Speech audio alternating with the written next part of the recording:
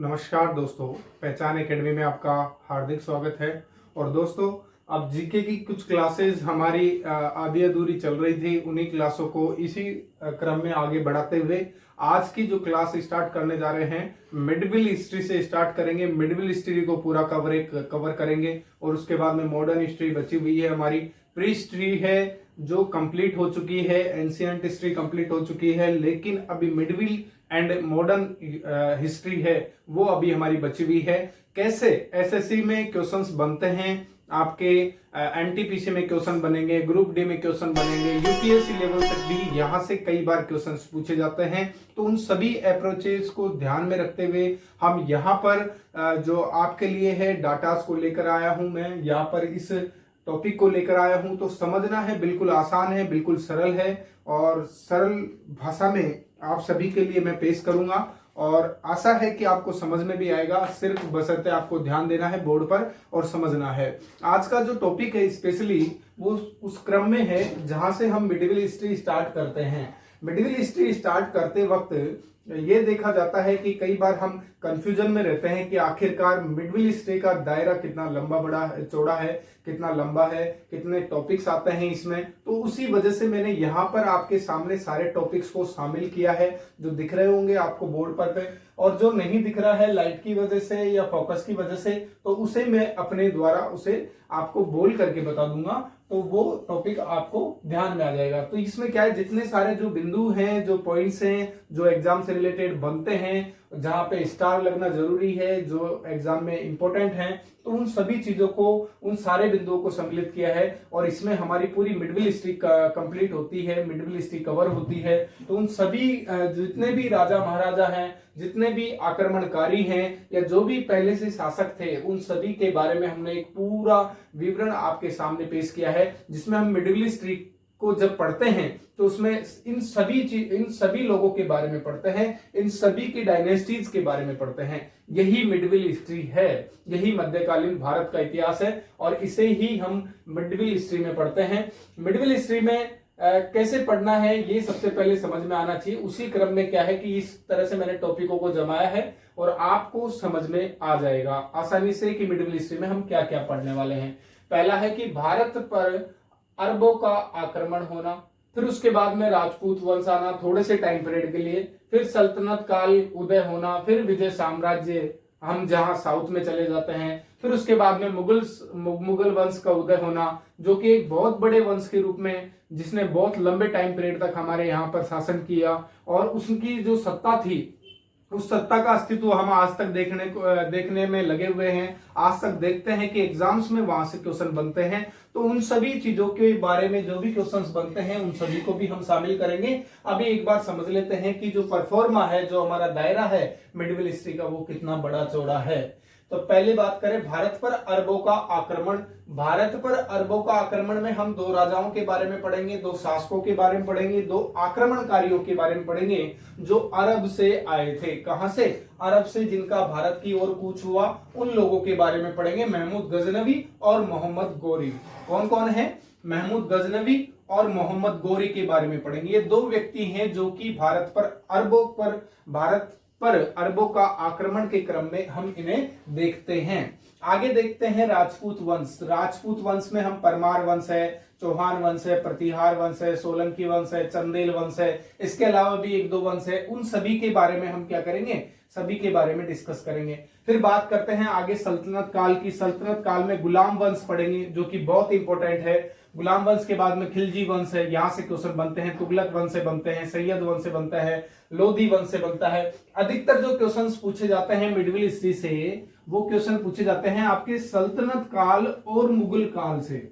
ये दो ही ऐसे काल हैं, ये दो काल टाइम पीरियड ऐसे हैं जहां से हमेशा क्वेश्चन बनता ही है। अगर मिडविल हिस्ट्री से क्वेश्चन पूछा जाएगा तो लगभग 85% चांस आपकी ये हैं कि क्वेश्चन पूछे जाएंगे सल्तनत काल या फिर आपके मुगल काल से। तो दोस्तों आपको ऐसे ही पढ़ना है।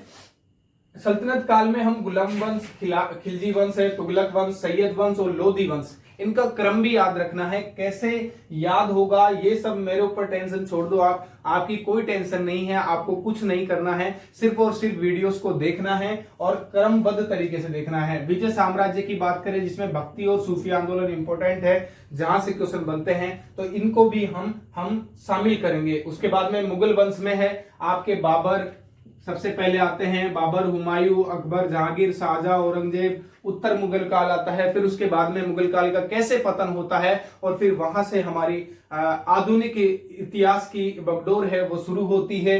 तो उन सभी क्रम में हम सभी चीजों को शामिल करेंगे। अभी आज हम सिर्फ और सिर्फ समझ रहे हैं कि मध्यकालीन भारत क्या है। मध्यकालीन भारत वह भारत है उस समय पीरियड का, उस टाइम पीरियड का भारत है जिस टाइम पीरियड में, कहने का मतलब जब प्राचीनतम चीजें धीरे धीरे समाप्त होने लगी थी, लोहे की खोज हो चुकी थी, एक चरम स्तर पर कृषि और पशुपालन जैसी सभ्यताएं विकसित हो गई थी पूर्ण रूपेण। तो मतलब कहने का मतलब ये है कि जब बहुत ज्यादा सभ्यताओं का विकास हो गया था, तो उस क्रम में सिंध पर हम जानते हैं सभी तरीके से कि हमारी जो सिंधु नदी है, तो सिंधु नदी किनारे ज्यादातर सभ्यताओं का विकास हुआ है। सबसे ज्यादा सभ्यताओं का विकास सभी सिंधु नदी के किनारे देखने को मिलता है। यानी सबसे ज्यादा अगर आप देखोगे तो जितने भी पुरातात्विक स्थल जो मिले हैं वो सिंधु नदी के आसपास के एरियाज में मिले हैं, या सिंधु घाटी सभ्यता से या हड़प्पा सभ्यता से रिलेटेड मिले हैं। तो कहीं ना कहीं ये एक ऐसा केंद्र था जो कि पूरे वर्ल्ड को, पूरी दुनिया को इस लुभाने वाला केंद्र था, जहां पर आक्रमण होना बिल्कुल लाजमी बात थी। तो इसी वजह से क्या है कि ये क्रम स्टार्ट होता है मिडिल ईस्ट में जाकर के, कि सिंधु घाटी पर फिर आक्रमण स्टार्ट हुए और किस तरीके से पूरे भारत पर आक्रमण बारी बारी से विदेशियों के द्वारा हुआ, है ना, किस तरह से मुस्लिम वर्ग के द्वारा आक्रमण हुआ, सल्तनत काल की शुरुआत हुई, गुलाम वंश की स्टार्टिंग हुई, फिर उसके बाद में मुगल काल हुआ, मुगल काल समाप्त हुआ। तो इन सब बातों में है हमारा मध्यकालीन भारत। आज बात करेंगे स्पेशली हम भारत पर जो अरबों के द्वारा आक्रमण हुआ है, यहां से कौन से क्वेश्चन बनते हैं और इसको पढ़ना कैसे है। सबसे बड़ी जो बात होती है इंपॉर्टेंट, वो बात यही रहती है कि टॉपिक तो प्राय हम बुक्स में भी पढ़ सकते हैं, लेकिन पढ़ना हमें कैसा है और एग्जाम के अकॉर्डिंग कैसे तैयारी करनी है, उन चीजों को या उन तथ्यों को हमें ध्यान में रखना बहुत जरूरी होता है। तो उसी वजह से अब क्या करते हैं, हम भारत पर अरबों का आक्रमण जो पढ़ रहे हैं उसमें हम पढ़ेंगे ऐसी चीजों को, ऐसी बातों को जहां से अब से पहले क्वेश्चन बन चुके हैं और अब से पहले अदर देन एग्जाम्स में पूछे भी जा चुके हैं और आगे संभावनाएं भी बहुत ज्यादा हैं। उन चीजों के बारे में हम सबसे पहले इसके बारे में पढ़ते हैं और बाद में तो हम स्टार्टिंग कर ही रहे हैं और सारी चीजों को शामिल करते जाएंगे। तो भारत पर अरबों का आक्रमण, सबसे पहली बात है कि ये बहुत टाइम पहले की बात है कि मध्यकालीन भारत में सबसे पहले कहां से शुरुआत होती है, आक्रमण से स्टार्ट होती है अरब वासियों के द्वारा, जो अरब कंट्रीज हैं उन लोगों के द्वारा। इराक, ईरान जैसे देशों में से लोग आए, उन्होंने भारत पर आक्रमण किया, तो उसके बारे में वहां से स्टार्टिंग होती है भारत पर आक्रमण की। लेकिन इसके बारे में हमें पता कैसे चलता है, कैसे जानकारी मिलती है, तो इन सब बातों को हमें ध्यान में रखना है। इसके बारे में पता हमें कैसे चलता है, एक बुक है जिसका नाम है चचनाम। क्या नाम है? चचनाम। कई सारी बुक्स के अंदर इसे चचनामा भी बोला जाता है और ऐसे चचनाम के नाम से भी जानते हैं। आप चचनाम आए या चचनामा आए एक ही बात है, लेकिन याद रखना है कि चचनाम नाम की एक बुक है जिससे हमें ये पता चलता है कि सिंध नदी पर जब सिंधु घाटी सभ्यताएं जैसी फली फूली सभ्यताएं थी, या उस टाइम पीरियड पर बहुत अच्छी तरह से यहाँ पर पूर्ण विकास देखने को मिल रहा था, बहुत ज्यादा धनवान सभ्यताएं विकसित हो चुकी थी। तो कहने का मतलब चचनामा वो पुस्तक है जिस पुस्तक से हमें ये जानकारी मिलती है कि सबसे पहले जो भारत पर अरबों द्वारा आक्रमण हुआ है उस पर किस तरीके से सिंध पर विजय प्राप्त की अरबों ने, अरेबियन कंट्रीज ने, और वो कैसे भारत में आए, इन सब चीजों की, इन सब तथ्यों की जानकारी मिलती है हमें कौन सी किताब से? चचनामा किताब से मिलती है। और यह एक फारसी ग्रंथ है। कौन सा ग्रंथ है? फारसी ग्रंथ है, ये याद रखना है। कौन सा ग्रंथ? फारसी ग्रंथ है। चचनामा एक फारसी ग्रंथ है जिससे हमें जानकारी मिलती है, सिंध पर विजय की जानकारी मिलती है, यानी सिंध प्रांत जिसको बलूचिस्तान जैसे मोहनजोदड़ो है हुआ, ये सब सिंध प्रांत में आते हैं। सिंध प्रांत पर विजय की जानकारी मिलती है, जिसमें अरबों के द्वारा आक्रमण किया गया और किस तरीके से सिंध प्रांत पर या सिंध को विजय कर लिया गया। तो इससे कौन सी बुक से हमें जानकारी मिलती है? चचनामा बुक से इसके बारे में जानकारी मिलती है। यह एक फारसी ग्रंथ है, यह आपको ध्यान रखना है। ये तो हो गई हमारी जो इंपॉर्टेंट चीज है वो। इसके अलावा कई सारे क्वेश्चन यहाँ से ये भी बनते हैं कि किन लोगों ने शुरुआत में आक्रमण किया और किन लोगों के द्वारा जो आक्रमण किया, जिन लोगों के द्वारा आक्रमण किया गया था वो किन किन लोगों का मतलब सफल आक्रमण रहा, किसका असफल आक्रमण रहा। तो ये भी क्वेश्चन कई बार पूछा जा सकता है, जो कई बार पार्ट ऑफ एग्जाम्स के क्वेश्चंस बन जाते हैं। कई बार यही से क्वेश्चन ये बन जाता है कि भारत पर अरबों का आक्रमण तो हुआ, लेकिन ये बात बन जाती है कि भारत पर सबसे पहले आक्रमण किन किन के द्वारा किया गया था।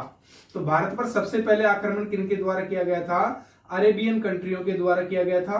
तो अरबों के नेतृत्व में सबसे पहले भारत पर आक्रमण हुआ था, ये याद रखना है। भारत पर प्रथम आक्रमण किसके द्वारा हुआ था?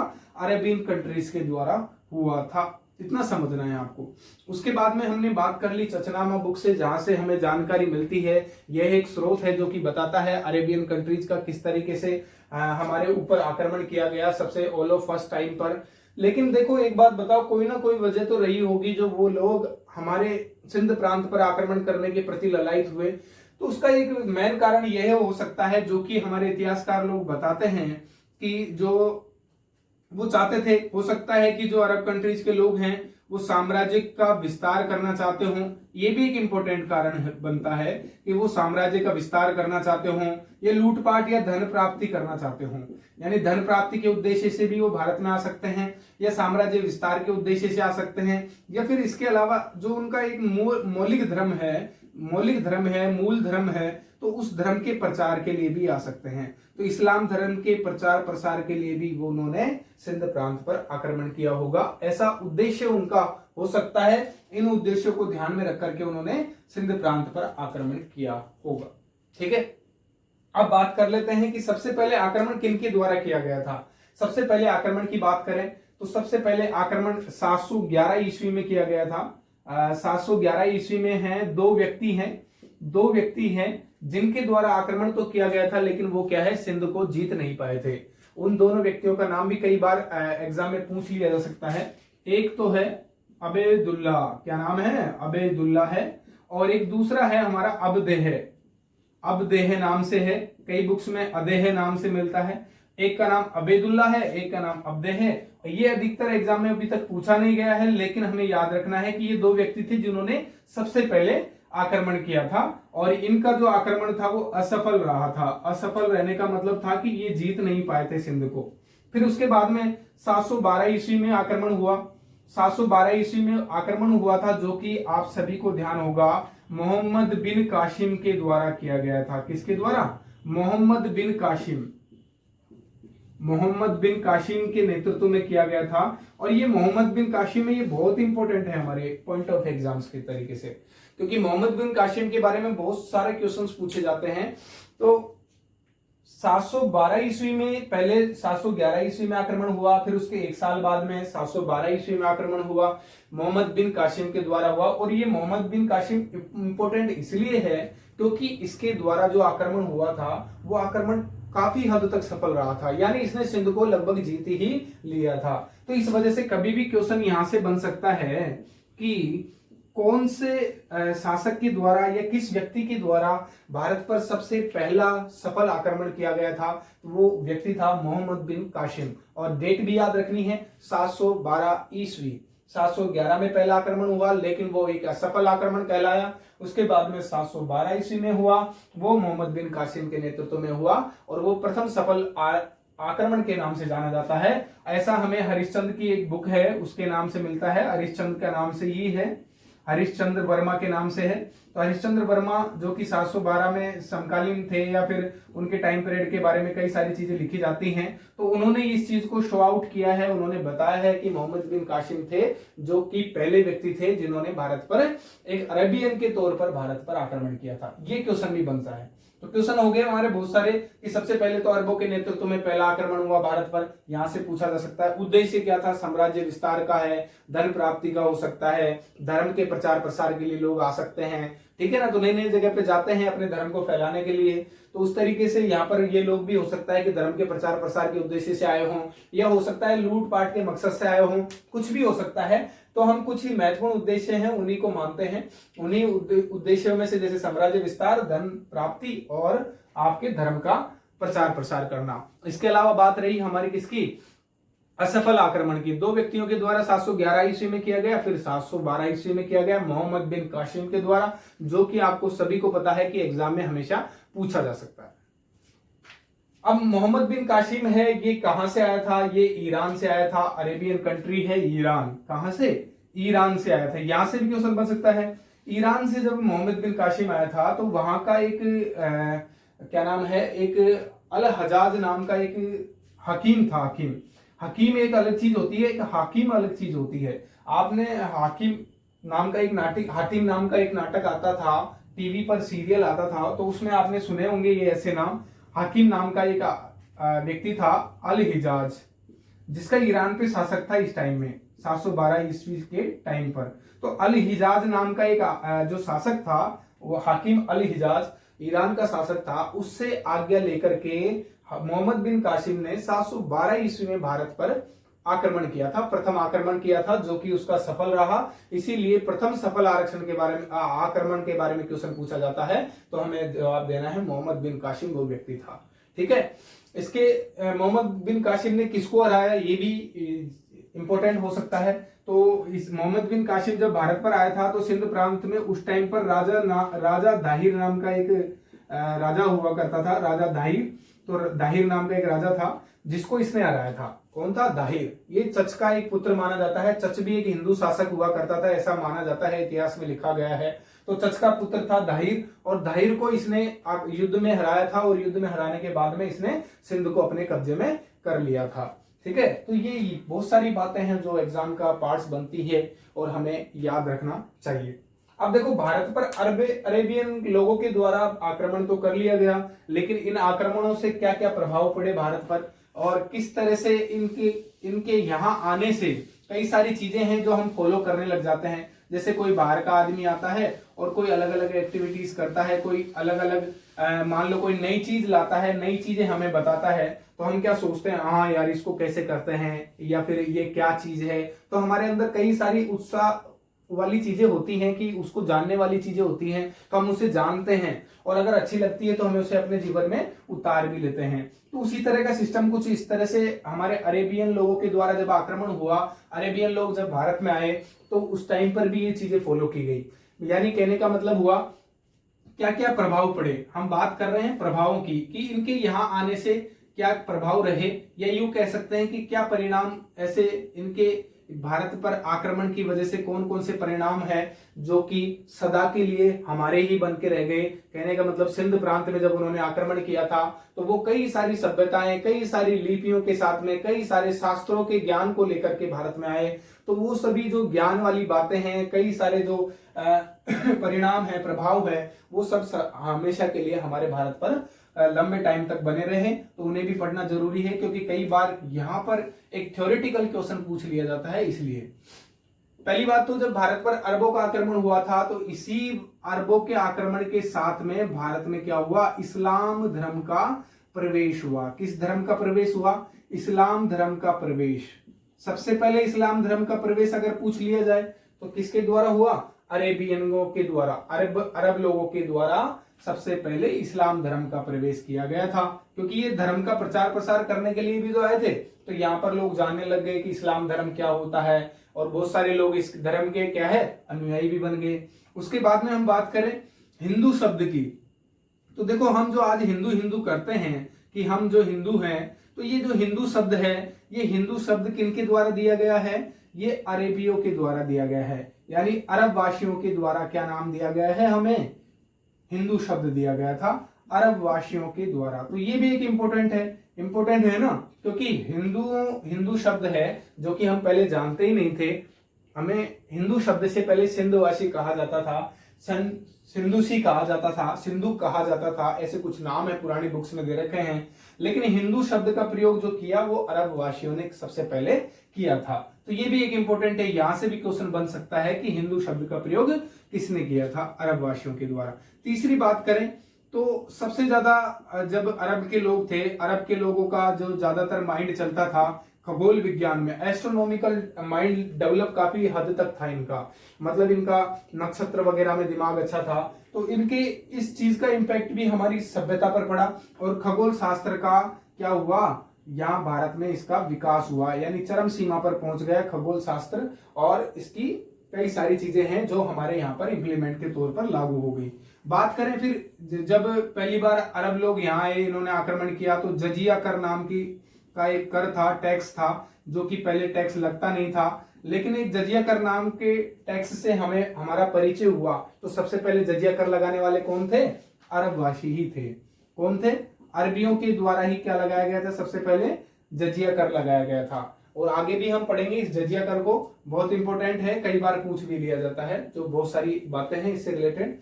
इसके अलावा एक दिरहम सिक्का है, दिरहम मुद्रा, क्या नाम है, दिरहम मुद्रा, आप सभी जानते हैं दिरहम है। तो दिरहम जो सिक्का है, ये सबसे पहले दिरहम सिक्का भी किन्होंने चलाया था, अरब वासियों के द्वारा भारत के में चलाया गया था दिरहम नाम का सिक्का। तो ये भी एक इंपॉर्टेंट लाइन है, ये भी याद रखनी है कि दिरहम सिक्का किसके द्वारा चलाया गया, अरब वासियों के द्वारा। इस्लाम धर्म का प्रचार प्रसार इन्होंने स्टार्ट किया, सबसे पहले हमारा परिचय हुआ, ठीक है। उसके बाद में खगोल शास्त्र का विस्तार हुआ, इन्होंने हमारे जो सिंध वासी लोग थे उन्हें क्या कहा, हिंदू कहा। तो ये भी इंपॉर्टेंट है। तो ये भारत पर जब अरबों ने आक्रमण किया था तो उनका सबसे ज्यादा प्रभाव इन बातों पर, इन मुख्य बातों पर देखने को मिलता है, जहां से हमेशा कई बार क्वेश्चन पूछ लिया जाता है। तो बिल्कुल भी घबराने की जरूरत नहीं है। आगे भी हम पढ़ेंगे मोहम्मद गजनवी के बारे में और मोहम्मद गौरी के बारे में, जो कि इंपॉर्टेंट है बहुत ज्यादा। और सारे ही शासकों के बारे में पढ़ेंगे, उन्होंने किस तरह से भारत पर आक्रमण किया और किस तरह से उन्होंने अपने वंश को आगे बढ़ाया और उनका पतन कैसे हुआ और उनका क्या क्या प्रभाव या क्या क्या परिणाम हमारी सभ्यताओं पर देखने को मिले, या हमारे शासकों पर, या हमारे भारत पर देखने को मिले। तो उन सभी बातों का डिस्कशन हम नेक्स्ट क्लास में करेंगे। तब तक के लिए नमस्कार।